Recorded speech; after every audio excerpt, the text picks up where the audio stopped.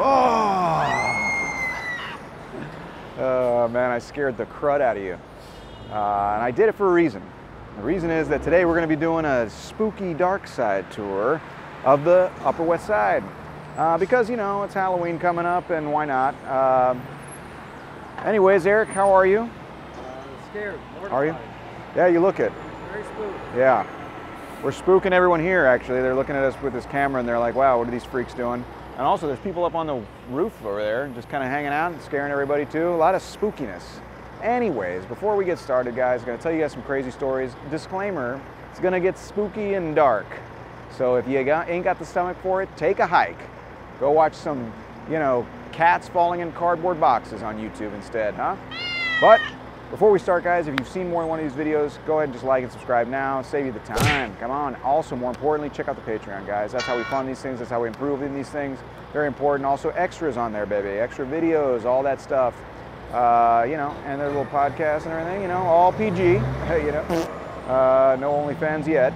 But that being said, guys, we're going to be talking about some cool stories here. I'm in front of Lincoln Center right now, which we will be coming back to later. So hold on to your butts. All right, well, I think I'm overstaying my welcome here on the sidewalk. People are walking by. I say we just get this thing started. What do you think, Eric? Let's get out of here.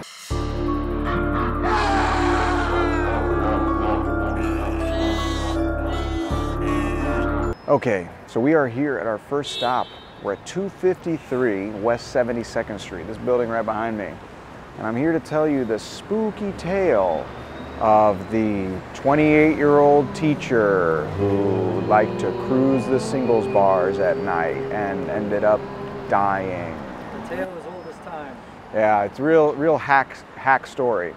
Anyways, that all kind of went down here. So this is the story of Roseanne Quinn.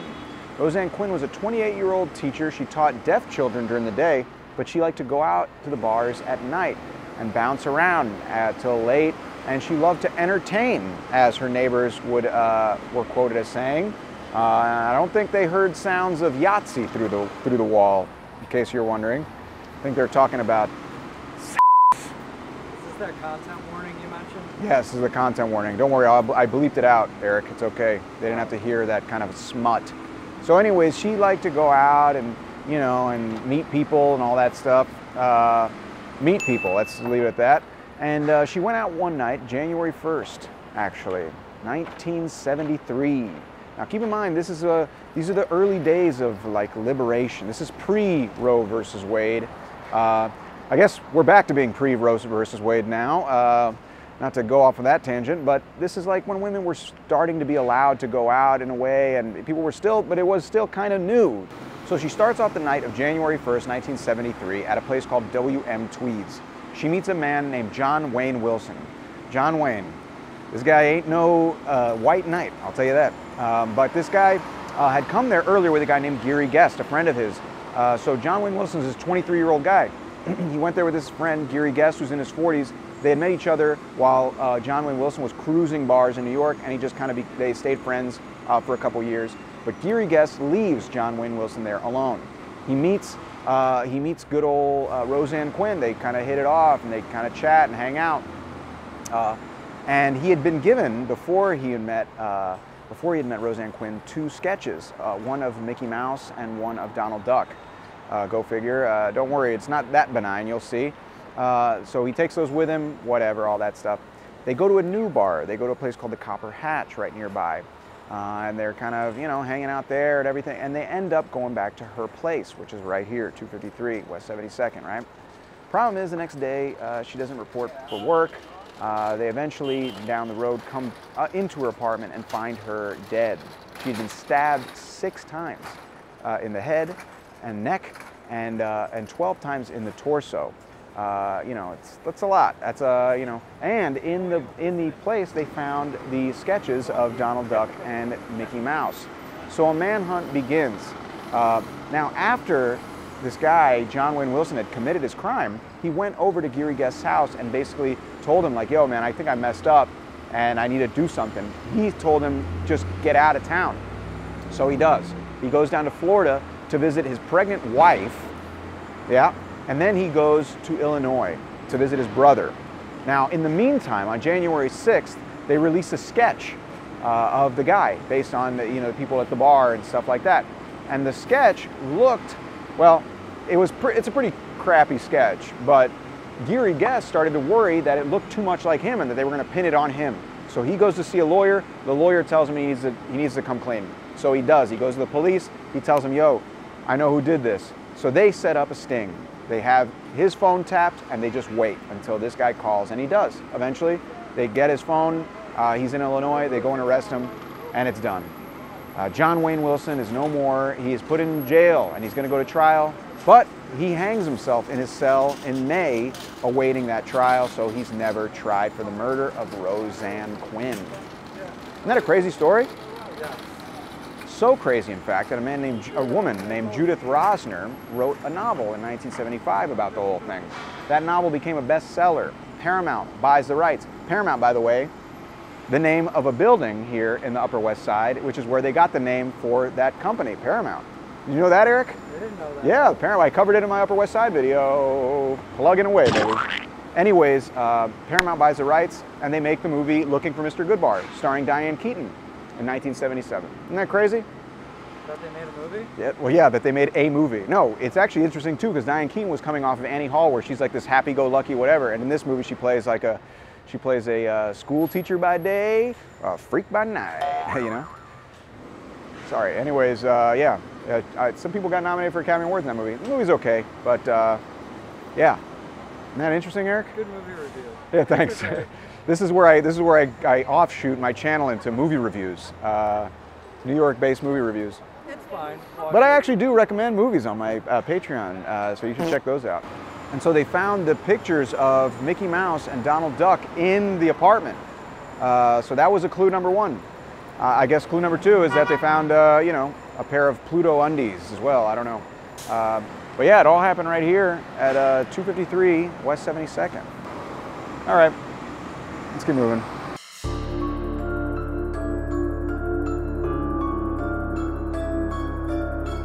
All right, we are here at 929 West End for our first story, the gory tale of the aspiring actress who moves to New York and something bad happens to her.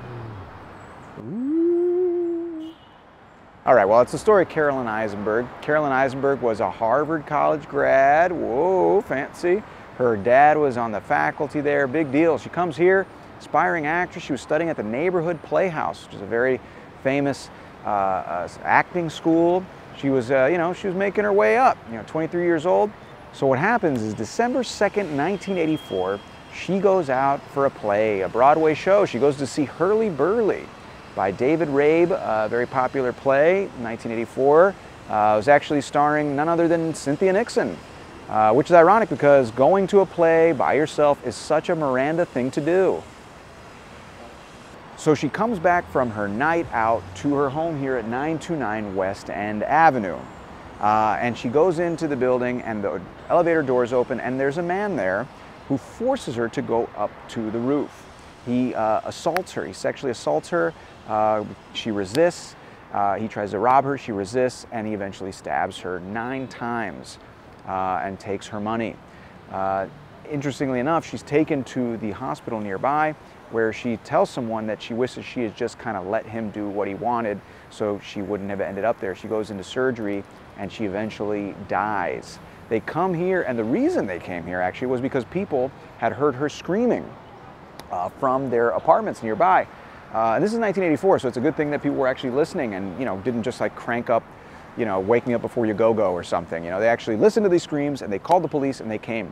They started looking for the man and looking for someone around the building, and they didn't find him. Turns out he was hiding in the basement. So I guess they didn't look that hard, but he was down there. And the man who it ended up being was a man named Emmanuel Torres, who was the son of the super of the building, which is wild. So he knew the building, he knew the nooks and crannies, and that's one of the reasons he was able to do what he did.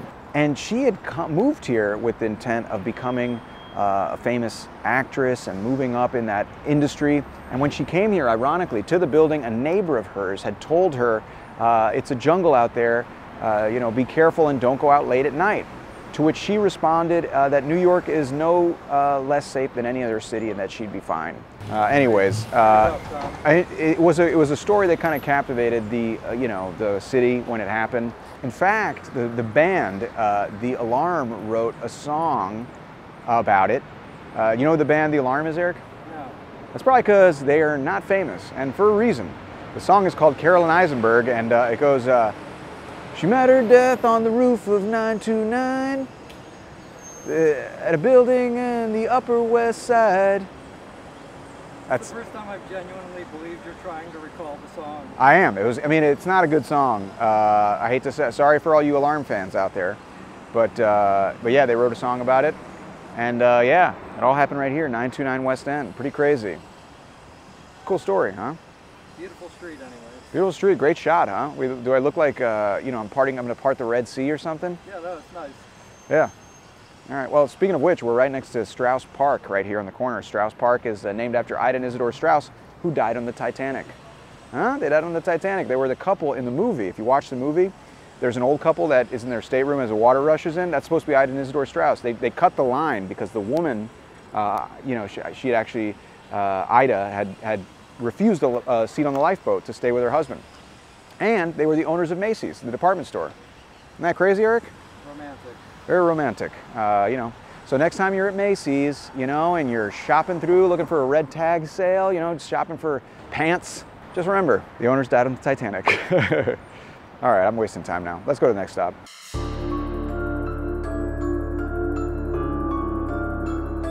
So it's time for our last story. Eric's got me planted here next to some pigeon crap, which is pretty cool, but it's a good shot. That's what it's all about. This story is the tale of the violinist who was murdered and never came back. So punchy. Yeah, really, it's all about marketing. Anyways, the story's great though. Here it is. I'm actually at the Metropolitan Opera here at Lincoln Center, and it's the story of Helen Hagnes Mintic, who on July 23rd, 1980 was murdered here. So the story goes that this woman was an extremely accomplished violinist, 30 years old, right? She studied at Juilliard, which is right behind me. She played with the Seattle Symphony as a teenager, very young, was able to play that level. And she was here performing with the Berlin Ballet. It was a 4-part performance that night that actually started out with a score by Stravinsky and then went into a piece that actually didn't require her attendance, so she had a break, and then came back with Don Quixote. Don Quixote. Anyways, this woman, like I said, very accomplished. She was the kind of, student who made every one of us slackers look bad. Huh? Going above and beyond. Nerd alert, nerd alert. Right, Eric? Epic nerd alerts? No, no. Regular nerd alert. Regular nerd alert. That's fine. Yeah, so she was here performing. They played the Stravinsky piece. She had a 45-minute break because they weren't using the orchestra for the second part. So she goes around, taking a break, right? Problem was she never came back for the Don Quixote, right? Now, normally you're thinking, yeah, intermission at an opera, yeah, everyone leaves. Everyone's like, all right, I made my piece. I came and showed my face at the opera. I'm very cultured. I'm out of here. This was actually not normal because she actually left her violin on her chair and never came back. Then, when everything was over, she still hadn't come back.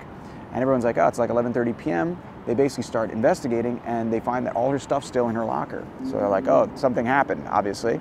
So they start searching for her, and it wasn't until the next morning that they found her at the bottom of basically like a 6-story almost ventilation shaft facing Amsterdam at the back part of the theater. She was bound and gagged. They started actually interviewing and basically interrogating every single Met employee that worked here that day. Crazy. But they were able to tell from the knots used on her ties that it was a stagehand who must have done it because they knew how to tie that way. Isn't that crazy? Huh? The magic of police investigation. So they started investigating, and they found this one guy named Craig Crimmins. That was the guy's name. It sounds like a made-up name. It's like, what's your name? Craig Crimmins. Crimmins. Anyways, they saw this guy, and they kind of leaned towards him because he never returned to his cue after the break as well. They pushed him and pushed him and pushed him, and eventually he actually admitted to the murder of Helen Hagnes Mintic. He's sentenced to 20 years in prison. He was 21 years old. That's pretty messed up. I did some pretty bad stuff at 21 years old. Never killed a violinist, I'll tell you that. So There's still time for your time. there's still time. Yeah, that's right. Although I ain't 21 anymore. Spoiler alert. Pretty messed up. And you think about that. At the end of that break, there was that chair with the little violin. What an image, huh? Very, very scary and spooky. And that's not the only thing that's happened here. These are asides, so they're not going to really focus on them too much, but these are stories worth knowing. In 1996, a singer named Richard Versal, who's 63 years old, died on stage. He fell from a ladder during the Macropolis case, which was the name of the opera he was singing. He was actually on a ladder, and he was singing the words, "Too bad you can only live so long." That's what he was saying, Eric. Isn't that crazy? Yeah, how ironic is that? I mean, the only way it could have been more ironic is if he was singing, you know, Van Halen's Jump or something. I don't know. Yikes. Anyways, yeah, he died. He was 63 years old. You know, they say he died of a heart attack. That's on stage in 1996. Then there was the story in 1988 of Bancho Banchevsky. That's the real name. Pretty cool name. Good old Bancho. But, you know, on a sadder note, he died here as well. He actually jumped from the balcony during a performance of Giuseppe Verdi's Macbeth, which was based on the Billy Shakes play, Macbeth. And he jumped. He jumped from the balcony during an intermission of Macbeth by Billy Shakes. And they were actually broadcasting it nationally over the radio, and they had to obviously end the broadcast when that happened. So pretty wild, you know. It let it be known, too, that there is actually talk that let it be known that they say that Macbeth is cursed. It's cursed. There have been deaths tied to the play going back, you know, long time. And, you know, they say some actors out of superstition won't even say the name Macbeth. They'll only say the Scottish play. But take that with a grain of salt because actors also become Scientologists. I don't know. But, yeah. What do you think, Eric? Pretty interesting stories, huh? Pretty interesting stories. Does this curse apply to YouTubers or? Yeah, any YouTuber who does an unboxing video of a PlayStation 5, they have to refer to it as a Scottish PlayStation. the Scottish station.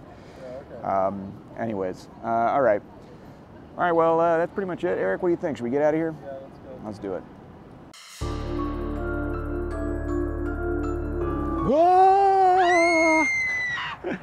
I just will not stop scaring you, huh? What a prankster. Anyways, guys, we made it to the end. This is it. Riverside Drive here in Upper West Side. Very beautiful. We covered a lot of stuff today. We covered the story of Roseanne Quinn. We covered the story of Carolyn Eisenberg. And we covered the story of Agnes Helen Mintix. All right, that's enough of that. Good thing there was only 3 of those. Anyways, guys, we made it to the end. If you enjoyed the video, check out the Patreon. That's a huge help. That's how we fund these things. You know, you made it this far. You probably liked it, right? Either that or you just had it on the background while you vacuumed your drawing room. So there's extras on there, extra videos, a little podcast type thing, and it's how you support how one day I'll get my own drawing room, huh? A boy can dream. Also, if you enjoyed the video, at the very least, just like and subscribe. That helps bump us in the old analytics ahead of all those, watch this solo climber fall to his death, and then you open it and it's like a guy pretending to fall off a rock, And yeah, those are the dark side videos. Those are the other dark side videos. These are better. Anyways, guys, yeah, we made it to the end. Eric, what'd you think of that? That was pretty good, right? I thought it was sufficiently dark. What about sufficiently? The exposure was good. Yeah, the camera work is just like mwah. So great work. I don't know that yet, but when I sit down to edit it, I'm sure I'll agree with that statement. You got to check the comments. Yeah. Smash the like button and see you in the comments section. Sorry, I thought that was a person behind me. Anyways, yeah, I don't know. We made it to the end. Eric, what do you think? Should we go grab a good old Papaya King hot dog, huh? I'm not going to get a Papaya King hot dog now. We'll get you a Papaya King soy dog. Is that something? Maybe, is that like a Coke or something. A Coke. You're a vegan, but you drink Coke? Coke Zero. What kind of sick freak are you? On camera. I thought I'd get a comment. Yeah, well, we're not. We in no way endorse Coca-Cola products on this very, very public vlog. I think it's time to go, Tom. Yeah, I think you're right. All right, well, we made it. Thanks for watching, guys. See y'all later. Sick.